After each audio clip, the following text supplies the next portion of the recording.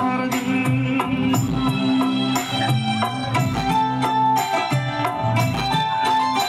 लोगोफोर, नोंथांमोना नै फाइखारिजरा रायन' स्पर्टिं क्लाब फोथाराव मोनसे बैसागु फांसन जादोंमोन। दा बेवहाय आङो थांदोंमोन। थांनायनि गेजेराव गान खननायखौ नुनो मोन्दोंमोन।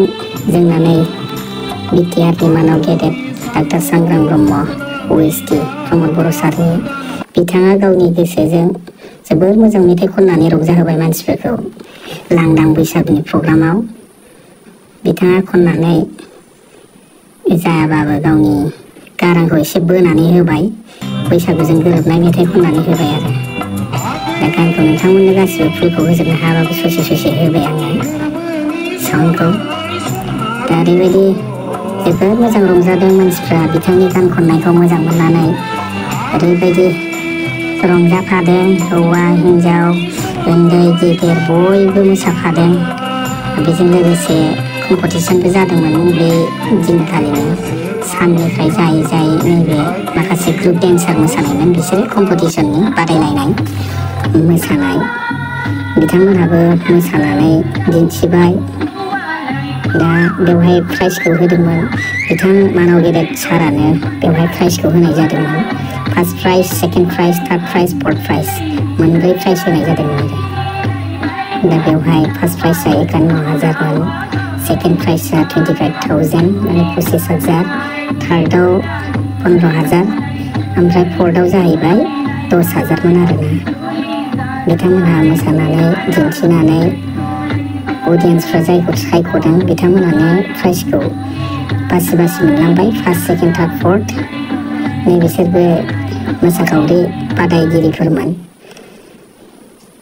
आरो बेजों लोगोसे बावहाय जोंना ओरैनो लकेल सिंगार बिथाङाबो गावनि रोंगौथिखौ एसेब्लाबो खननानै पाब्लिकफोरनि गेजेराव रंजाबाय।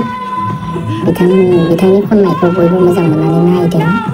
नायनानै बिथाङा इयुनाव बिनिख्रुइ साबसिन खनथों होननानै जों बयबो सापर्ट खालामदों। दा बिथांनि गान खननायखौबो जों बयबो रायजो राजाफ्रा नायनानै हेफाजाब होदों। बेजों लोगोसे बिथांजोआ गान खनखांनायनि उनाव जोंहा गोबां गायक दंफैखायो। बेवहाय सिंगारफोर दङ, जोंनि बर'नि लेजेन्ड एकदमबारे 90s मेल'डि गोदै गारांजों मिलौहाब मेथाइ खनगिरि दङ आरो। बेजों लोगोसे गाखोथ'वाखै जौस्राङाव। दा बे भिडिअनि गेजेरजोंनो नोंथांमोननो देखायलांगोन आरो आङो। दा भिडिअखौ नायलांबाय थादो।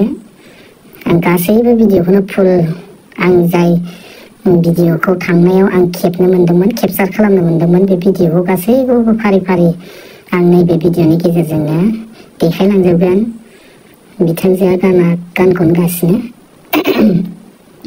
दा बेनि उनाव बिथां खनखांनायनि उनाव जोंना नै सोर गाखोगोन दा एनाउन्सआव होगोन। आं गासैखौबो गान खननाय माखासे रायलायनाय बेफोरखौ अन खालामनानै होजोबनो हानाय नङा, मानो होनोब्ला कपिराइट फैयो। बेनि थाखायनो आङो ससे होजोबदों। बेजों लोगोसे गान खननायफोरखौबो आं ससे होगोन। दा बे आरो दा जोंना नै बाव नुनो मोनदों। नोंथांमोनहा मोजाङै नायोबा सिनायगोन। एकदम फुरा बर'नि लेजेन्डारि सिंगार आरोना बिसोरो साथाम। जोंना नै आब' सुलिखा दङ, लोगोसे आदा बिग्राय दङ, लोगोसे आदा गौतम दङ, लोगोसे बिथांमोनाव गेदेर सांग्रां ब्रह्म बिथाङाबो आखाइ खननानै होदों। बिथांजोनि गान खननायाव अखा फ्रि हादोंब्लाबो खुनु फावसयाखै। साथा हमलायलायनानैब्लाबो पाब्लिकफोरनि गोसोखौ गोजोन होदों। आरो पाब्लिकफोरनि हांख्रायनाय आरो बयनिबो हांख्रायनायाव बिथांमोनहा दिनै अखा हाबाबो साथा हमनानैब्लाबो गानखौ खननानै दिनैनि बे फांसनखौ लांदां बैसागु फांसनखौ मेहेरगोनां खालामनानै बिथांमोना साक्सेस खालामना होलांदों आरो। दा बेनि थाखाय रायजो राजाफ्राबो जोबोद गोजोननाय मोनदों। जों बयबो अखा हादोंबाबो अखा सिनायब्लाबो सियाखै बायदि साननानै जों बिथांमोननि श' एबा दिन्थिनाय, खननानै देखायनाय, गावसिनि रोंगौथिखौ दिन्थिनायखौ जों बयबो नायदों। एसे सिजाब्लाबो सोरबा साथा हमनानै नायदों। आङो नायगिरि बिथांमोनखौ खेबनाय जायासै, डाइरेक्ट बिथांमोनखौल' खेबनानै दिन्थिबाय थानाय जादों। दा बिथाङा जोबोद मोजां गान खनदों। गानाथ' बहुद खनगौमोन, आं गासैखौबो खेबजोबाखै। जोबोद मोजां मोजां गान खनलांदों, फुराना गोदान गासै गानखौनो बिसोरो खनलांदों आरो। जोंहा नै नुनो मोनदों बावहाय 3 सिंगार गसंनानै बिथांमोनहा गावजों गाव सापर्ट खालामलायदों। जोबोद गोजोनथाव बाथ्रा। बिथांमोनखौ जोङो 3 एखेलगे स्ट्रं माब्लाबाबो नुफेराखैमोन। दिनैनि नैबे आंनि भिडिअनि गेजेरजोंसो नोंथांमोनहा नुनो मोनदों। गासैबो भिडिअखौ नायलांजोब। बिथांमोनहाबो साफा साफायै गोबां रोखोमनि गान खनलांनानै दिन्थिलांगोन बे भिडिअनि गेजेरजोंनो। आं देखायना होलांगोन। बिथाङा गोसो होनानै अखा हानायावनो जोबोर मोजाङै गानखौ खननानै होदों आरो। दा जों बयबो जोंनिनो बर'नि मेथाइ खनगिरि एबा सिंगार हिसाबै जों बयबो सापर्ट खालामनांगौ। बिदिनो बबेबा मोनसे प्रग्राम जायोब्ला जों बयबो ज' थांनानै मदद खालामलायनांगौ, नायनांगौ। नायग्रा आरो सापर्ट आरो रायजो राजा गैयाब्ला बिथांमोनहाबो सिंगार जानो हाया। दा बिथांमोनहा रायजो राजानि सापर्ट मोननानै गोदोनिफ्रायनो दिनैसिम आरो इयुनसिमबो मोजाङै मोजां बिदिनो खनलांबाय थानो हागोन, खनलांगोन। जों रायजो राजाया लुबैयो आरो बिनि थाखायनो जों बयबो सापर्ट खालामनांगौ। बेनो आरो आंनि बुंनाया।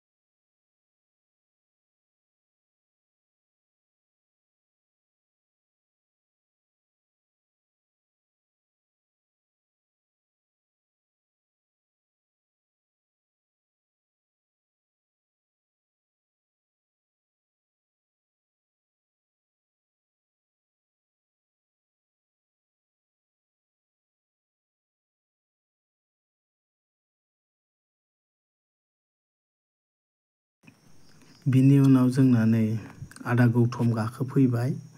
आदा गौतमा गावनि मेथाइखौ खननानै होसिगोन।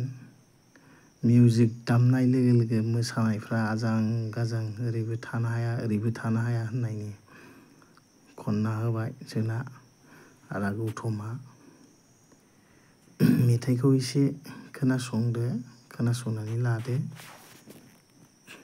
आं एसे मेथाइखौ होना होनोसै। नै जोंना मोसाखावरिफ्रा अयथासार होगासिनो दङ। बारायनायनिफ्राय बारायलांगासिनो दं मोसानायफ्रा अयथासार। हिन्जाव हौवा फैगासिनो दं। बेल' नङा आरो बहुद मोसाफैबावदोंमोन। आंसो भिडिअ लाजोबनो हायाखै आरो।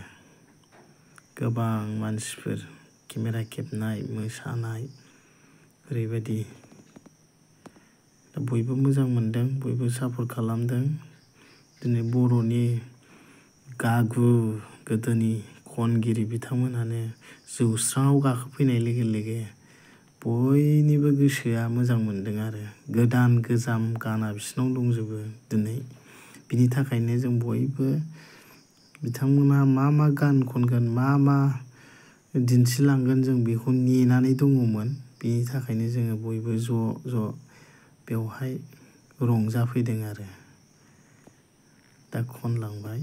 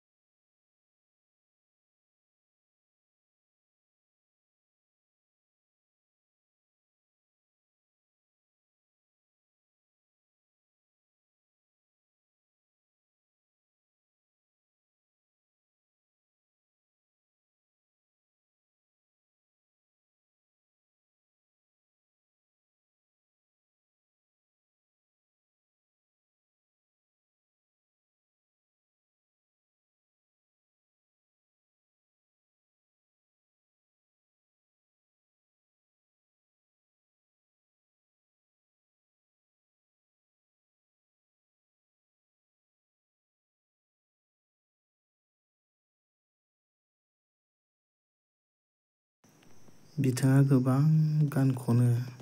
गोदोनिफ्रायनो बयबो मोजां मोनो। बेनि थाखायनो दिनैसिम बिथांमोननि नामा जेरावबो गोसारनानै दङ। बयबो मोजां मोनो आरोना। दा बिथांमोना गान खनदों, मोसादों, साइडआव सोरबा गल' नायदों ओरैबायदि आरोना। एकदम बैसागु बयनिबो गोसोआव होननायनि।